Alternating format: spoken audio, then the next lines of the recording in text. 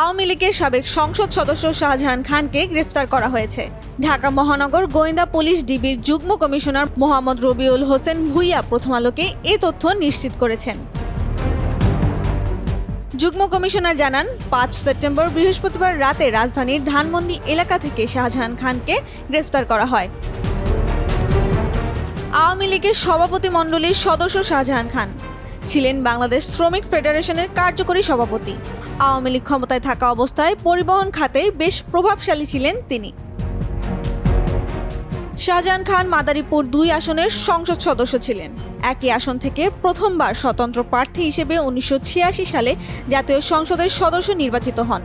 পরে আওয়ামী লীগের মনোনয়নে সংসদ সদস্য নির্বাচিত হয়েছিলেন ১৯৯১, ১৯৯৬, ২০০১, ২০০৮, ২০১৪, ২০১৮ ও ২০২৪ সালে।